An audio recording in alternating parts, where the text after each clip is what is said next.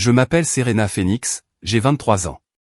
L'appel est arrivé à 7h23 un mardi matin, seulement 3 semaines avant ce qui devait être le jour le plus heureux de ma vie. La sonnerie stridente de mon téléphone a tranché le calme de mon appartement, où j'étais assise en tailleur à ma petite table à manger, sirotant un café tout en parcourant des rapports pour Phoenix Hospitality Group. Mon empire, fort de 2,8 milliards d'euros, restait le mieux gardé secret au monde, caché même à ma propre famille. Serena, il faut qu'on parle.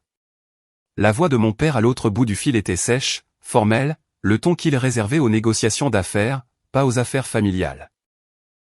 Viens à la maison maintenant. Je me suis figé, la tasse à mi-chemin. Papa ne parlait jamais ainsi, sauf quand une décision avait déjà été prise. Le genre de décision où tout le monde avait été consulté, sauf moi. Mon estomac s'est noué. 20 minutes plus tard, je me garais dans l'allée de la maison de mon enfance. La vue de celle-ci est parfaitement taillée, la Mercedes noire étincelante dans l'allée, le même heurtoir en laiton sur la porte que je redoutais autrefois de faire claquer a réveillé un mélange de nostalgie et de malaise. À l'intérieur, l'air semblait froid malgré la chaleur estivale dehors. Maman était assise, raide, sur le canapé en cuir, les lèvres si serrées qu'elles disparaissaient presque. Papa se tenait près de la cheminée, comme s'il s'adressait à un conseil d'administration, une main glissée dans sa poche.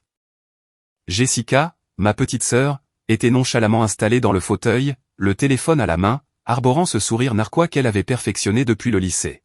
« Assieds-toi, Serena », a ordonné papa sans croiser mon regard. Je suis resté debout. De quoi s'agit-il? La voix de maman est intervenue, tranchante comme du verre, de ton mariage. Mon cœur a fait un bond. Qu'est-ce qu'il a, mon mariage? Nous avons pris une décision, a-t-elle dit froidement. J'ai gardé une expression neutre, même si mon pouce accélérait. Quel genre de décision? Papa s'est tourné vers moi, la mâchoire serrée. Nous ne financerons plus ce cirque. Les mots m'ont frappé comme une gifle. Pardon? Tu m'as bien entendu, a-t-il dit en croisant les bras. 75 000 € pour une seule journée. Le lieu, les fleurs, le photographe, tout est excessif. Je croyais que nous avions convenu du budget il y a plusieurs mois, ai-je dit doucement. Jessica a enfin levé les yeux de son téléphone, avec un sourire narquois. Oui, eh bien, c'était avant qu'on se rende compte à quel point tu gaspillais de l'argent pour des choses stupides. Comme quoi? La voix de maman dégoulinait de mépris, comme cette robe. 4 000 € pour quelque chose que tu porteras une seule fois, et ses centres de table. Qui a besoin de cristal et de feuilles d'or à un mariage? J'ai pris une inspiration profonde. Je prépare ça depuis 8 mois. Marcus et moi Marcus, a ricané papa. C'est un autre problème. Il travaille dans une association à but non lucratif. Quel genre d'avenir est-ce là? Aucune ambition, aucun revenu réel. C'est un homme bien. Bien ne paie pas les factures, a rétorqué maman. Peut-être que c'est un signe, tu devrais reconsidérer toute cette histoire. Ma poitrine s'est serrée. Vous voulez que j'annule mon mariage? Nous voulons que tu sois réaliste, a dit papa platement. Trouve quelqu'un qui puisse t'offrir le train de vie que tu sembles attendre. Quelqu'un avec des perspectives. Jessica a reniflé. Oui, parce que vivre dans ce minuscule appartement et conduire une Honda de 10 ans, ça crie vraiment les grandes attentes. Leurs mots m'ont oppressé comme un étau. Le désaccord sévère de papa, le jugement froid de maman, le mépris amusé de Jessica. C'était comme passer en jugement sans défense. Ces gens m'avaient élevé, étaient censés m'aimer, et maintenant ils démontaient le jour le plus important de ma vie comme s'il s'agissait d'une proposition d'affaires ratée. Alors, ai-je réussi à dire, la voix tremblante mais ferme, qu'est-ce que vous dites exactement? Papa s'est dirigé vers son bureau et a sorti un dossier. J'ai déjà appelé le lieu. Tout est annulé. Les acomptes sont perdus, mais au moins nous ne jetons pas l'intégralité de la somme. Mon estomac s'est noué. Vous avez annulé mon lieu de mariage. Notre nom figurait sur les contrats, a dit maman d'un ton factuel. Légalement, nous en avions parfaitement le droit. Le traiteur aussi, a ajouté Jessica avec une fausse serviabilité. Et le photographe. Ah, et le fleuriste. Je les ai fixés, l'incrédulité se transformant en fureur. Vous avez annulé tout mon mariage sans même me le dire. Nous te le disons maintenant, a dit papa. Considère cela comme une faveur. Tu nous remercieras plus tard quand tu trouveras quelqu'un de plus approprié, quelqu'un qui pourra t'offrir ce que tu mérites. La pièce a tourné, envahie par la trahison. 8 mois de préparation. La robe dont j'étais tombée amoureuse. Le photographe que nous avions cherché si longtemps. Les fleurs qui me rappelaient le jardin de ma grand-mère. Tout cela arraché d'un seul coup par une décision arrogante. Je n'arrive pas à croire que vous ayez fait ça, ai-je murmuré. Crois-le, a dit papa froidement. Et la prochaine fois, réfléchis avant de planifier quelque chose qui dépasse largement tes moyens. J'ai scruté leur visage une dernière fois. Papa, le banquier d'investissement calculateur, fier de son pouvoir de dicter. Maman, parfaite dans son rôle de juge et juré, l'expression tranchante de mépris. Jessica, satisfaite et amusée, se délectant de mon humiliation. Compris, ai-je finalement dit. Le mot est tombé comme une pierre dans le silence. Il s'attendait à des larmes, à des supplications, peut-être même à une lutte désespérée. Au lieu de cela, je ne leur ai rien donné. Bien, a dit papa, visiblement satisfait. Maintenant tu peux te concentrer sur la recherche de quelqu'un de plus approprié, quelqu'un qui ne fera pas honte à la famille. Oui, a renchéri maman. Quelqu'un avec un avenir convenable. Je me suis tourné vers la porte. Serena, a appelé Jessica, avec une moquerie teintée d'un soupçon d'inquiétude. Ne sois pas dramatique à ce sujet. C'est pour ton bien. Je me suis arrêté, la main sur la poignée. Je ne suis pas dramatique, ai-je dit. Je suis pratique. Et je suis sorti. Le trajet de retour vers mon appartement ressemblait à un rêve fiévreux. Le monde extérieur paraissait inchangé. Les mêmes rues, la même circulation. Mais à l'intérieur de moi, quelque chose avait basculé. Je n'étais pas seulement humilié. J'étais coupé.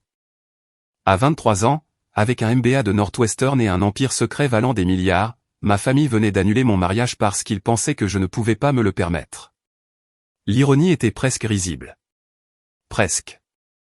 Mais alors que le skyline de la ville se brouillait à travers mon pare-brise, une pensée s'est imposée avec force contre ma poitrine, ils avaient franchi une ligne qu'ils ne pourraient jamais effacer. J'ai roulé en silence, les mains verrouillées sur le volant, la lumière du petit matin baignant la ville d'un or pâle. Ma poitrine était encore serrée, mon esprit résonnait des mots qu'ils m'avaient lancés comme des couteaux. Bien ne paie pas les factures.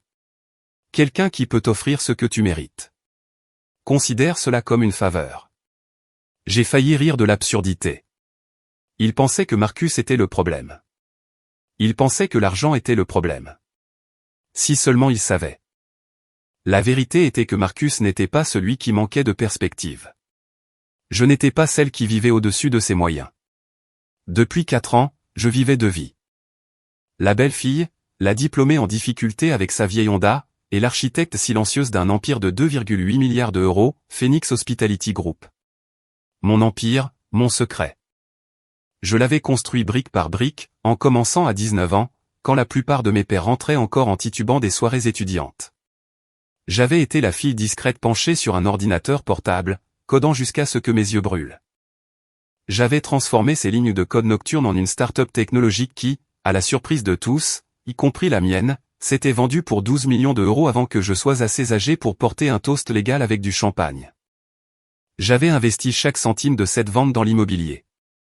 Un lieu modeste en est devenu 2, puis 5, puis 17 propriétés de luxe réparties sur 3 États. Et au centre de tout cela se dressait le joyau de la couronne, le Grand Estate, le même lieu où mon mariage était censé se dérouler. J'avais parcouru ces couloirs 1000 fois, non pas en tant qu'invité, mais en tant que propriétaire. Je connaissais chaque colonne de marbre, chaque lustre importé d'Italie, chaque chemin de jardin parfaitement entretenu qui surplombait le lac. Mes parents n'avaient aucune idée que leur fille possédait le lieu de mariage le plus exclusif de la ville. Et je l'avais voulu ainsi pendant des années. Je les avais laissés croire que je galérais, que je vivais à peine dans un minuscule appartement.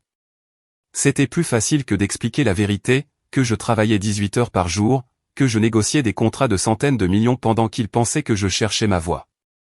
Plus facile que d'inviter leur jugement, leur avidité, leurs tentatives inévitables de contrôler ce que j'avais construit. Mais maintenant, alors que leurs mots repassaient dans mon esprit, la piqûre était plus vive que jamais. Je n'étais pas seulement blessé. J'étais humilié.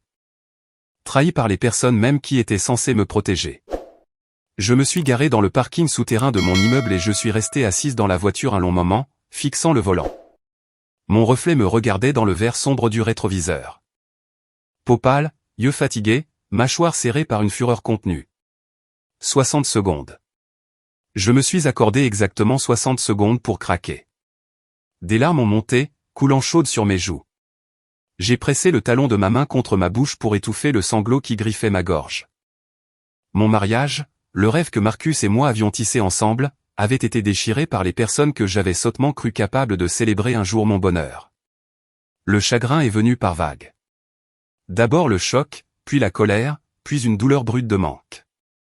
Je voulais qu'il m'aime, qu'il croie en moi, qu'il me voie pour qui j'étais, et non pour qui il pensait que je devrais être. Les 60 secondes se sont terminées. J'ai inspiré profondément, j'ai cligné des yeux pour chasser les larmes et j'ai forcé mes mains à se stabiliser. Si ma famille avait déclaré la guerre à ma vie, alors je riposterais, mais pas avec des supplications ou des larmes, avec une stratégie.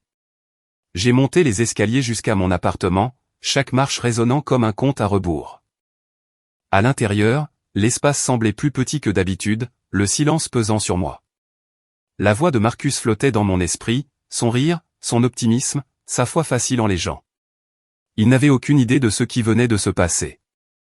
Il était probablement assis à son bureau à l'association, ignorant que ma famille avait fait exploser le mariage que nous avions passé 8 mois à construire. Mon téléphone a vibré. Un texto de lui a illuminé l'écran. Marcus, hey babe. Je viens de confirmer le nombre final d'invités avec le traiteur. 127 personnes. J'ai hâte de t'épouser dans 3 semaines. La vue de ce message m'a brisé à nouveau. Il était si excité, si prêt pour notre avenir, pendant que je me tenais là avec tout en ruine. Mes doigts ont hésité au-dessus de l'écran. Devais-je lui dire? Devais-je briser son cœur avec la vérité que ses beaux-parents avaient tiré le tapis sous nos pieds? Pas encore. Pas comme ça. Il y avait d'autres appels que je devais passer d'abord. J'ai fait défiler jusqu'au numéro que j'avais mémorisé, mais rarement utilisé. Mon assistant, Nathan. Quand il a répondu, sa voix était calme, professionnelle, l'encre dans ma tempête tourbillonnante. C'est Serena, ai-je dit, glissant sans effort dans mon autre vie. J'ai besoin que tu sortes immédiatement les contrats du Grand Estate. Le lieu de ton mariage? Oui. Examine les clauses d'annulation pour les acomptes. Circonstances exceptionnelles. Il y a eu une pause. Serena, tout va bien? Tout va bien. J'ai juste besoin de comprendre nos options. Je t'aurai tout prêt dans l'heure. Merci. J'ai raccroché et composé immédiatement un autre numéro. David, mon responsable juridique.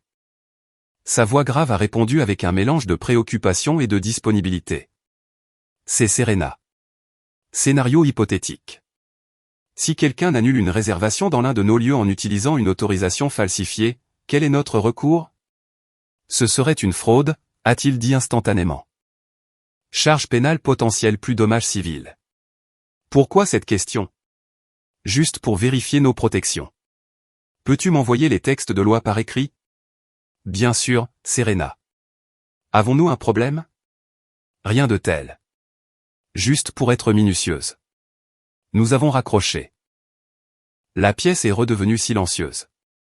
Pour la première fois depuis que j'étais sorti de la maison de mes parents, je me suis autorisé un petit sourire amer. Ma famille pensait m'avoir détruite. Ils pensaient que j'étais impuissante, naïve, dépendante d'eux pour chaque euro. Mais ils n'avaient aucune idée sur quel terrain ils venaient de marcher. Par la fenêtre, je voyais la ville s'étendre vers l'horizon. Quelque part là-bas, le Grand Estate brillait au soleil, se préparant pour les événements qu'il accueillait semaine après semaine. Mon domaine, mon royaume, mon arme. Il voulait jouer avec ma vie? Qu'il joue. Il n'avait aucune idée de la tempête qu'il venait de déclencher. Le lendemain matin, la lumière du soleil filtrait faiblement à travers les stores de mon appartement pendant que je feuilletais des rapports immobiliers étalés sur la table. Les chiffres ne mentaient pas. Ils étaient le seul langage qui ne trahissait jamais. Projection de revenus, taux d'occupation, croissance trimestrielle, tout cela me rappelait que je vivais dans un monde de faits et de contrôle, pas dans les caprices changeants de ma famille. Mon téléphone a vibré. Numéro inconnu. J'ai répondu avec prudence. Allô, Serena. Qu'est-ce qui se passe, bon sang? La voix de papa a tonné si fort que j'ai dû éloigner le téléphone de mon oreille. Bonjour à toi aussi, ai-je dit calmement, en prenant une gorgée délibérée de mon café. Le lieu vient de m'appeler. Il refuse de rembourser nos acomptes. 7 500 €. Ils disent que le propriétaire a personnellement annulé le remboursement. Ils disent que la famille Martinez n'aura pas un centime. Qu'est-ce que tu as fait? Je me suis adossé à ma chaise, regardant un rayon de lumière danser sur la surface polie. C'est intéressant. Intéressant? Serena, ce n'est pas un jeu. Tu les as appelés? Tu as causé une scène ou quoi? Je n'ai causé aucune scène, papa. Alors pourquoi disent-ils que le propriétaire a donné des ordres directs? Pourquoi affirme-t-il que la décision est définitive? Sa voix s'est brisée de panique, un son que je n'avais jamais entendu chez lui. Qu'est-ce que tu leur as dit, bon sang? J'ai laissé le silence s'étirer, savourant le renversement. Pour une fois, c'était lui qui cherchait des réponses pendant que je tenais toutes les cartes. Par la fenêtre de mon bureau, le skyline scintillait. Au loin, si je me penchais suffisamment, je pouvais distinguer la silhouette du Grand Estat, son lac immaculé brillant comme un miroir. Je ne leur ai rien dit qu'ils ne savaient déjà, ai-je répondu d'un ton égal. Ce n'est pas une réponse, Serena. Sa fureur basculait dans le désespoir. Tu dois arranger ça tout de suite. Rappelle-les et règle ça. Je ne pense pas pouvoir le faire. Comment ça, tu ne peux pas? La décision du propriétaire est définitive.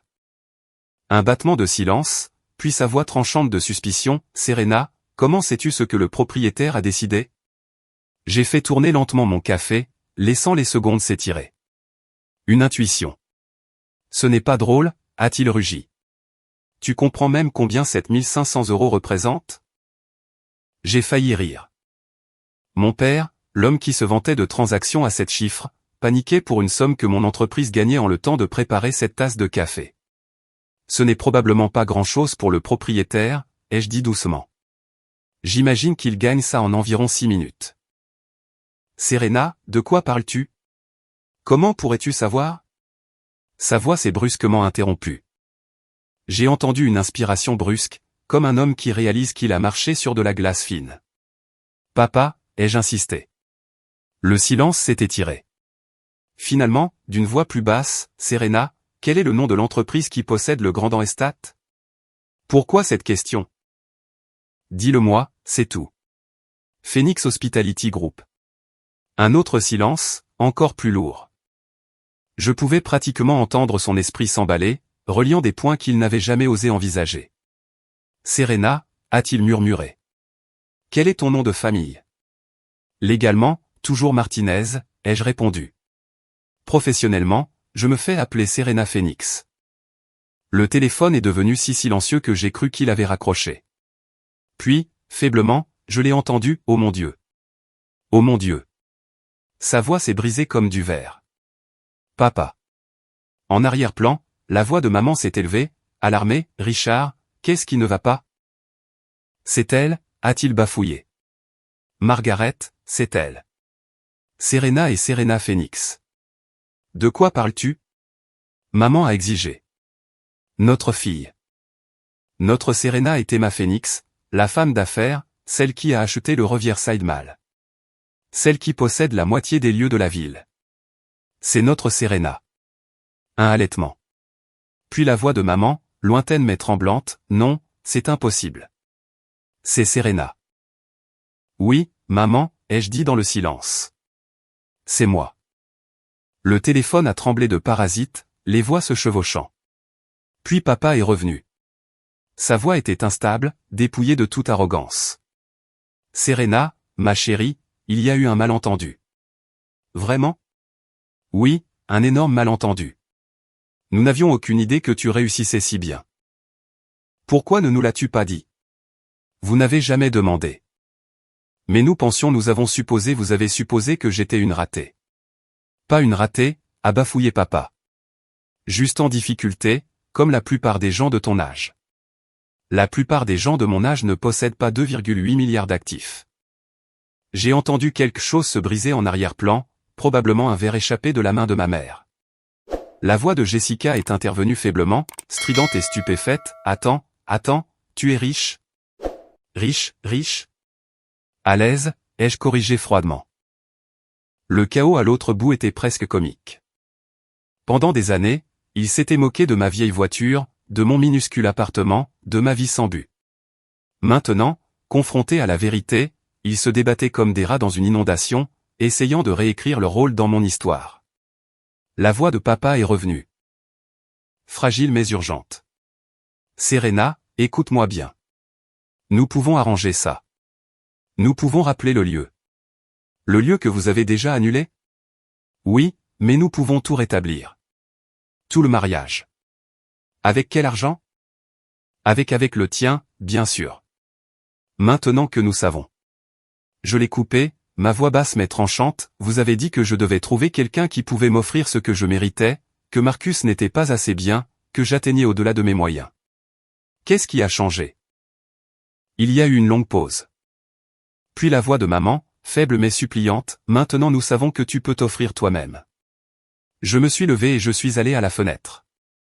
Dehors, la ville palpitait de vie, mais tout ce que je voyais était le grand Estate scintillant au loin. Mon domaine, mon arme, ma vérité. Leur désespoir remplissait le silence. Le mien était la seule voix calme dans la tempête. Alors vous venez d'admettre, ai-je dit doucement. Vous ne vous souciez pas de moi. Vous vous souciez de l'argent, et vous aviez tort sur tout. Le silence sur la ligne s'est étiré si longtemps que j'entendais le faible bourdonnement de mon propre réfrigérateur en arrière-plan. Puis, enfin, la voix de maman est revenue, une douceur cassante enrobant chaque syllabe. Serena, ma chérie, a-t-elle commencé, le ton glacial d'hier remplacé par une chaleur sirupeuse. Nous ne pensions pas ce que nous avons dit. Nous ne comprenions simplement pas. Si nous avions su, j'ai fermé les yeux, laissant sa voix me submerger. Si nous avions su. Toujours conditionnel. Toujours lié à l'information, aux apparences, à la valeur mesurée en monnaie. Jessica a soudainement intervenu, sa voix plus haute que d'habitude, tremblante entre l'admiration et l'avidité. Alors attends, tu es vraiment comme une milliardaire, la Serena Phoenix? Oh mon Dieu, pourquoi tu n'as rien dit? Je veux dire, je n'aurais pas fait ces blagues si j'avais su. J'ai presque ri. Donc ta gentillesse a maintenant un prix. Ce n'est pas ce que je voulais dire, a-t-elle claqué, puis elle s'est adoucie rapidement. Je veux juste dire qu'on aurait pu te célébrer correctement. Je veux dire, tu es incroyable, Serette. Incroyable. Légendaire. Les gens t'adorent en ligne. Tu sais combien d'influenceurs tu aurais pour être photographié au Grand Estate, et tu en es propriétaire? Ces mots, censés flatter, ont coupé plus profondément que la moquerie. Elle ne réalisait même pas qu'elle confirmait ma pire crainte. Leur affection était transactionnelle, donnée seulement quand le profit était possible. Papa a finalement parlé. Sa voix calme mais calculée. La façon dont il sonnait quand il négociait des contrats. Serena, soyons raisonnables. Les familles se disputent. Des paroles dures sont dites. Mais au final, la famille reste la famille. Nous pouvons laisser ça derrière nous. Derrière nous, ai-je répété, ma voix se durcissant. Vous avez annulé mon mariage sans me demander, sans me le dire.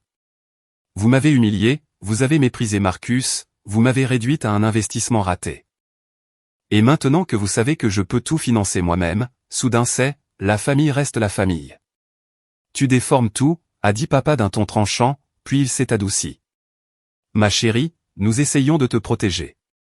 Marcus est bien, tu dois admettre qu'il ne vient pas d'un milieu aisé. Il ne peut pas t'offrir ce que tu mérites. Nous pensions que tu dépendais de nous et nous ne voulions pas te voir piégé. Piégé? Ai-je répété, ma voix montant malgré moi. Vous vous entendez? Vous pensiez pouvoir me contrôler. C'est de cela qu'il s'agit depuis toujours. Le contrôle. Un silence lourd, suffocant. Je me suis tourné vers la fenêtre, mon reflet me fixant, les yeux fermes, la mâchoire serrée, une femme déchirée entre la fureur et la tristesse. Pendant des années, j'avais désiré leur approbation, confondant cela avec l'amour. Maintenant, debout dans les suites de leur trahison, je le voyais clairement. L'approbation n'était qu'une autre laisse. Serena, a essayé maman à nouveau, sa voix douce maintenant, cajoleuse. Ma chérie, nous sommes fiers de toi. Vraiment. Regarde ce que tu as accompli. Tu es extraordinaire. Toutes ces longues nuits dans ta chambre à taper sur ton ordinateur. Nous pensions que tu perdais ton temps. Nous avions tort. Nous le voyons maintenant. Nous voulons juste faire partie de ton succès, le partager avec toi. Le partager, ai-je répété amèrement. Jessica est intervenue rapidement, oui, imagine les gros titres. Le mariage de la famille Martinez au Grand Estate.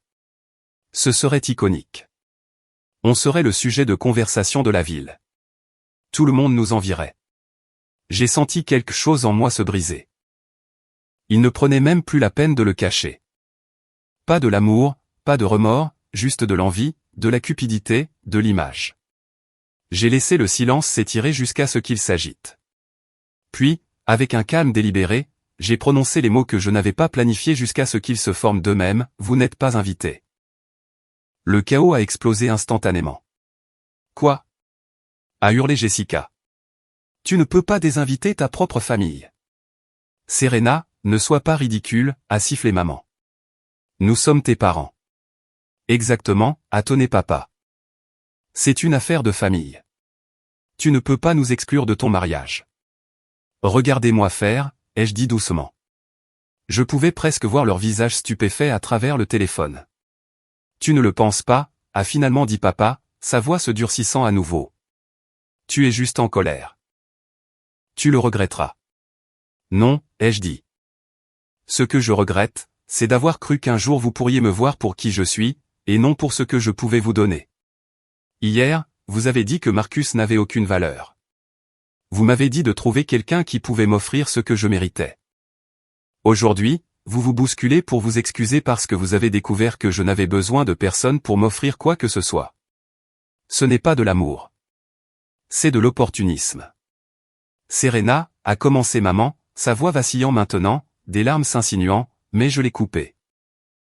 Je veux que vous réfléchissiez vraiment à cela. Si je conduisais encore ma vieille Honda, si je vivais dans mon minuscule appartement et si je dépendais du salaire de l'association de Marcus, m'appelleriez-vous en ce moment pour vous excuser? Me supplieriez-vous de rétablir le mariage?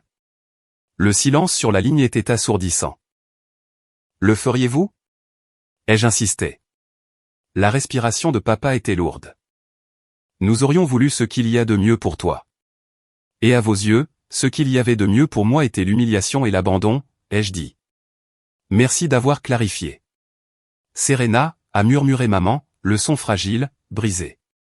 S'il te plaît, je dois y aller, ai-je dit, ma voix définitive. Au revoir. Et j'ai mis fin à l'appel.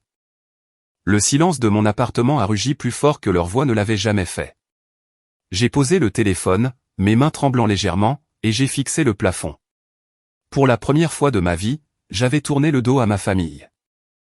Mais même si la colère bouillonnait dans mes veines, quelque chose de plus doux me faisait mal en dessous. L'amour d'une fille qui refusait de mourir complètement, peu importe à quel point il avait été empoisonné, et je me détestais pour cela. Ce soir-là, je n'arrivais pas à me concentrer. Les chiffres sur mes rapports se brouillaient en lignes sans signification. Les lumières de la ville dehors scintillaient comme des pensées agitées que je ne pouvais pas dompter. Les voix de ma famille résonnaient encore dans mes oreilles. Mais plus fort que leurs accusations, il y avait le texto de Marcus plus tôt. Sa joie, son innocence, sa croyance qu'en 3 semaines nous nous tiendrions main dans la main devant l'autel. Comment pouvais-je lui dire tout sans briser cette lumière dans ses yeux? Quand son nom a enfin illuminé mon téléphone Marcus appelant, j'ai hésité avant de répondre. Hey babe, a dit sa voix, chaleureuse, familière, une bombe que je ne méritais pas. Ton père vient de m'appeler. Il avait l'air bizarre. Tout va bien? Il a dit qu'il y avait une sorte d'urgence familiale à propos du mariage. Ma poitrine s'est serrée. Marcus, tu peux venir ce soir? Bien sûr. Tu vas bien? Je vais mieux que bien. Je t'expliquerai quand tu arriveras. Moins d'1 heure plus tard, il était à ma porte, sa cravate desserrée, les cheveux ébouriffés d'avoir passé la main dedans. La vue de lui, solide, stable, a failli me briser. Je l'ai tiré à l'intérieur et, pendant un long moment, je me suis simplement accroché à lui, respirant la force tranquille qui émanait de lui. Il s'est légèrement écarté, scrutant mon visage. Serena, qu'est-ce qui se passe? Ton père criait pratiquement dans le téléphone. Je devrais m'inquiéter? Je l'ai conduit jusqu'au canapé. Mes mains tremblaient légèrement quand j'ai serré les siennes. Marcus, il y a quelque chose que j'aurais dû te dire il y a longtemps. Quelque chose que j'ai gardé pour moi, à toi, à tout le monde. Il a froncé les sourcils, l'inquiétude s'approfondissant. Tu me fais peur. J'ai pris une inspiration, me stabilisant. Tu te souviens quand on s'est rencontrés? Comment je t'ai dit que je traversais des changements de carrière, que je cherchais ma voie? Oui, et ça ne m'a pas dérangé. J'aimais que tu sois passionné, même si tu cherchais encore où atterrir. Un rire amer m'a échappé. Je ne cherchais pas ma voie. Je me cachais. Marcus, je possède Phoenix Hospitality Group. Il a cligné des yeux, la confusion passant sur son visage. Attends, quoi? Je suis la fondatrice, la propriétaire. Ça a commencé avec un seul bien. Maintenant, ce sont 17 lieux de luxe sur 3 États. Le Grand Estate, notre lieu il est à moi. Il m'a fixé, la bouche légèrement ouverte. Tu es en train de me dire que tu es Serena Phoenix? La Serena Phoenix? Celle dont je lis les articles dans la presse économique? La femme que Forbes appelle une prodige? Oui. Il a lâché mes mains, s'adossant comme si le canapé était la seule chose qui le maintenait debout. Son visage est passé par l'incrédulité, l'admiration et quelque chose qui ressemblait à de la trahison. Et tu ne me l'as jamais dit? J'ai avalé difficilement. J'avais peur. Peur que tu me regardes différemment, que tu vois des signes de héros au lieu de moi, que tu aimes l'empire au lieu de la femme. Ses yeux se sont adoucis, même si sa voix s'est cassée. Serena, tu penses vraiment si peu de moi?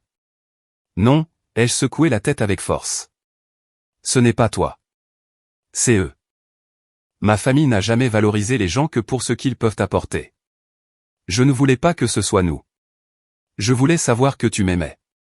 Juste moi. Sans le scintillement, sans le poids de tout cela. Il s'est penché en avant, capturant mes mains tremblantes. Serena, je t'aime. La femme qui s'endort à moitié pendant les films, qui pleure en voyant des chiens errants, qui insiste pour faire des pancakes le dimanche même si elle les brûle toujours. C'est la personne dont je suis tombé amoureux. Pas les milliards, pas les lieux. Des larmes ont brouillé ma vision. Ces mots ont coupé plus profondément que n'importe lesquels que ma famille avait jamais prononcés, parce qu'ils étaient réels, purs.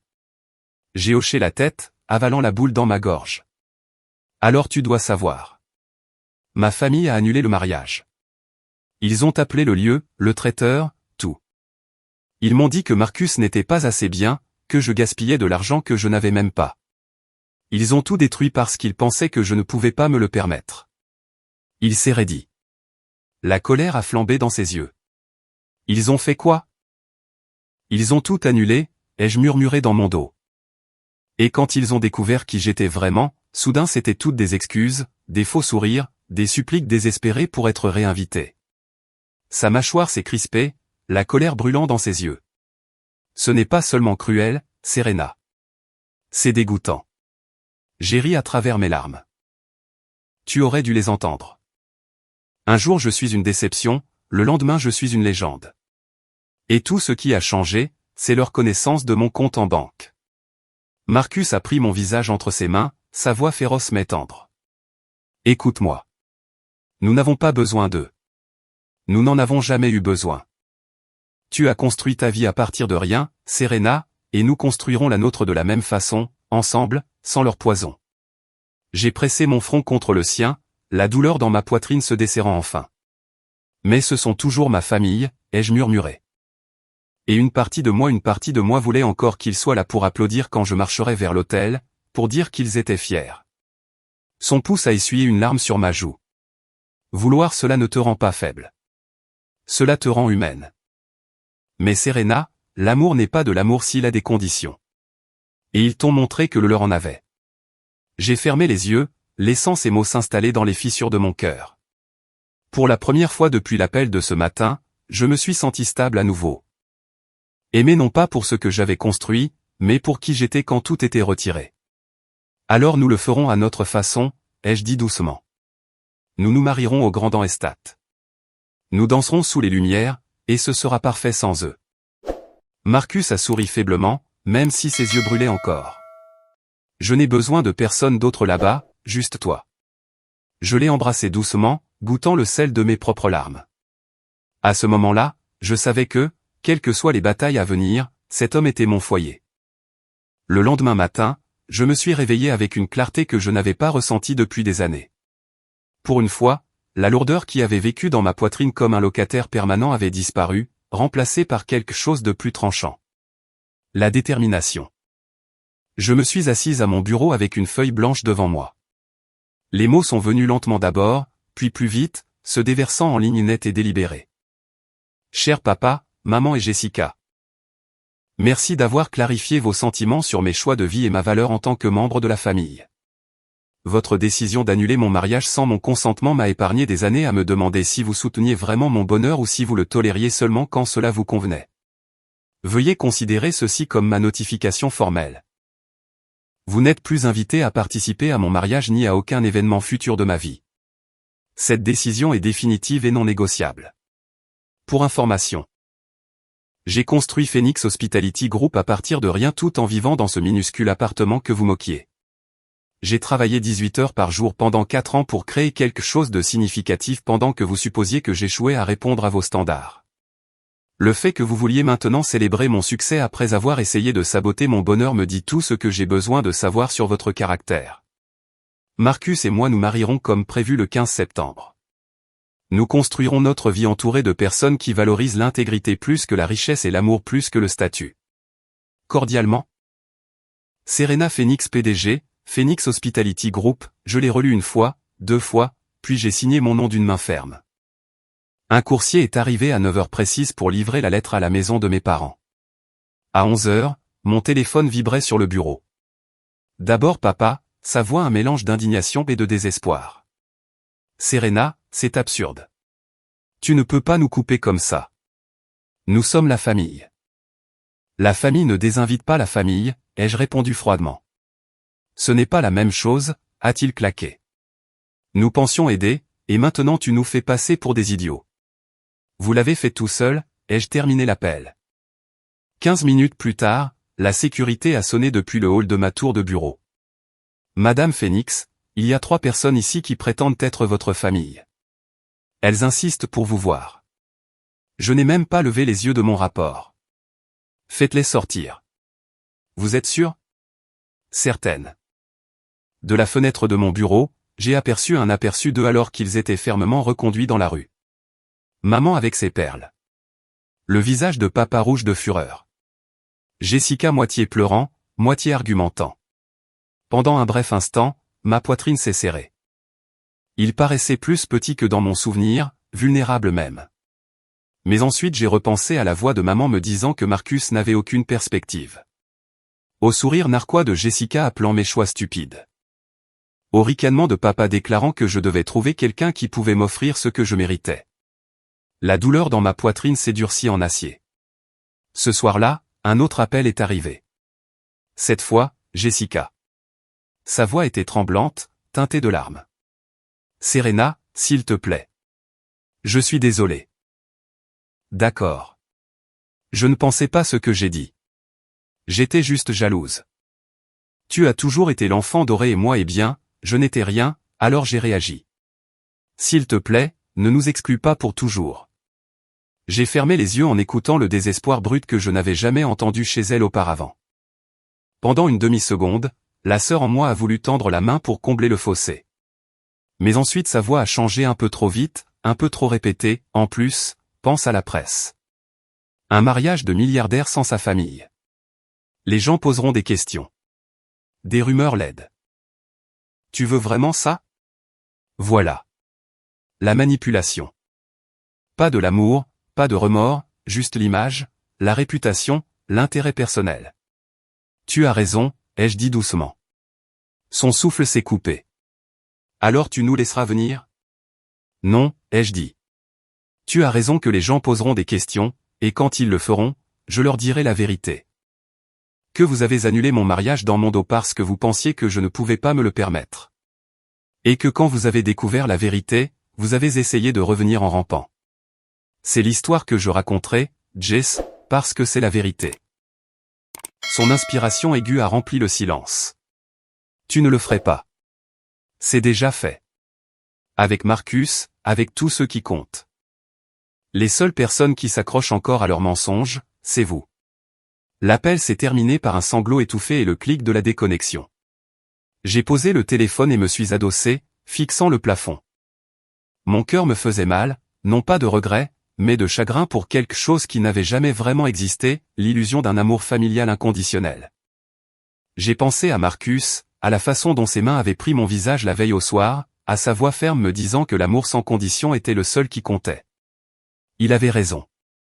Le reste, les liens du sang, l'histoire partagée n'était que du bruit, et j'apprenais enfin à laisser le bruit s'en aller. Le matin du 15 septembre s'est levé clair et doré. La lumière du soleil se déversait sur le lac devant le Grand Estat, scintillant sur les ondulations comme pour bénir le jour d'une approbation silencieuse. Les jardins brillaient de roses blanches et de gypsophiles. Des fleurs que j'avais choisies parce qu'elles me rappelaient le jardin de ma grand-mère, où j'avais autrefois cru que la famille signifiait la sécurité. Maintenant, la famille signifiait l'absence. À l'intérieur de la suite nuptiale, des rires remplissaient l'air. Ma colocataire de fac, Sarah, s'affairait avec mon voile, me taquinant sur mes nerfs. Le frère cadet de Marcus, Jake, a passé la tête avec un sourire espiègle, seulement pour être chassé immédiatement. La pièce était vivante de chaleur. Des amis qui m'avaient soutenu à travers les larmes tardives et les triomphes matinaux. Des personnes qui m'aimaient non pas pour ce que je possédais, mais pour qui j'étais. Et pourtant, quand la pièce s'est tue un moment, quand Sarah est sortie chercher du rouge à lèvres, quand Jake a fermé la porte derrière lui, le silence s'est imposé. Une douleur creuse a fleuri dans ma poitrine. J'imaginais les mains de ma mère ajustant l'ourlet de ma robe. Mon père s'éclaircissant la gorge pour cacher l'émotion. Jessica levant les yeux au ciel, mais secrètement fière. Des fantasmes, rien de plus. Ils avaient choisi de ne pas être là. Ou plutôt, ils m'avaient forcé à choisir une vie sans eux. Un coup à la porte a interrompu mes pensées tourbillonnantes. 5 minutes, Serena a appelé la coordinatrice. Je me suis levé, j'ai lissé la robe qui scintillait comme de la lumière liquide, et j'ai capté mon propre reflet dans le miroir. Une femme me fixait. Pas la fille qui avait été écartée comme indigne. Pas la sœur moquée pour avoir rêvé trop grand, mais Serena Phoenix, qui s'était frayé un chemin jusqu'au pouvoir et avait construit une vie à partir des cendres. Quand la musique a commencé, je suis entré dans la lumière du soleil. Des halètements ont monté de la foule alors que je marchais dans l'allée, non pas à cause de la robe ou du lieu, mais parce que la joie rayonnait de moi d'une façon qu'elle n'avait jamais eue auparavant. Mes yeux se sont verrouillés sur Marcus à l'hôtel. Il me regardait comme si j'étais la seule personne sur Terre. Et à ce moment-là, j'y ai cru. Les vœux sont passés dans un brouillard de larmes et de rires. Je promets de rester à tes côtés, a dit Marcus, sa voix tremblante. À travers les tempêtes et les silences, à travers la richesse et la perte, à travers chaque tournant que la vie nous réserve. Et je promets, ai-je murmuré en retour, de laisser ton amour compter plus que le jugement du monde, de te choisir chaque jour sans condition. Quand l'officiant nous a déclarés mari et femme, les acclamations qui ont éclaté étaient tonitruantes, secouant l'air lui-même. Marcus m'a serré contre lui, son baiser féroce et certain, scellant une promesse qu'aucune trahison ne pourrait défaire. À la réception, des guirlandes lumineuses scintillaient entre des chênes anciens, projetant une lueur dorée sur les tables débordant de rire. Le discours de Sarah a fait pleurer tout le monde. Celui de Jake a fait rire tout le monde à nouveau. Les invités dansaient pieds nus sur l'herbe, les verres tintaient, et pour la première fois depuis des mois, j'ai ressenti une joie pure, sans complication. Et pourtant, en dessous, une ombre persistait. Chaque fois que j'apercevais les chaises vides où mes parents auraient pu s'asseoir. Chaque fois que j'imaginais la blague tranchante de Jessica adoucie par la fierté, une douleur frappait mon cœur. Pas de regret, non, jamais de regret, mais du chagrin. Du chagrin pour ce qui aurait pu être. Si seulement il m'avait aimé sans condition. À mi-chemin de la soirée, je me suis éloigné de la foule, mon téléphone vibrant dans mon sac. 47 appels manqués, 23 messages vocaux, tous de ma famille. Mon pouce a hésité au-dessus de l'écran, la tentation me rongeant. Et si cette fois c'était différent? Et si un message était sincère? J'en ai ouvert un. La voix de papa, frénétique, Serena, écoute. C'est de la folie. Tu ne peux pas faire ça sans nous. Nous sommes ta famille. J'ai tout supprimé. Marcus m'a trouvé quelques minutes plus tard, debout seul sous les lumières. Il a glissé son bras autour de ma taille. Ils appellent encore sans arrêt. Son regard était ferme, protecteur. Tu veux répondre? J'ai secoué la tête, m'appuyant contre lui. Non, ce soir est à nous. Il a embrassé le haut de ma tête. Alors allons danser. De retour sous la canopée d'étoiles, nous avons tourné ensemble sur la piste de danse. Des rires ont jailli de quelque part au fond, quelque part intacts par la douleur. Autour de nous, les amis ont acclamé, la musique a enflé, et j'ai réalisé la vérité. La famille n'était pas définie par le sang. La famille était définie par l'amour, par la loyauté, par ceux qui se tenaient à tes côtés quand tout le monde s'en allait. Et à ce moment-là, baigné de lumière, entouré d'amour, je savais que j'avais choisi juste. 6 mois plus tard, une enveloppe épaisse est arrivée par coursier. L'écriture de mon père s'étalait sur le devant en traits raides et irréguliers, comme si la fierté elle-même résistait à sa tentative. À l'intérieur, 3 pages d'excuses, il mentionnait mon impressionnante acuité commerciale 14 fois. Il louait mon génie entrepreneurial, mon leadership visionnaire, ma discipline inégalée. Chaque phrase dégoulinait d'admiration pour l'empire que j'avais construit. Chaque paragraphe se courbait vers une seule supplique, la réconciliation.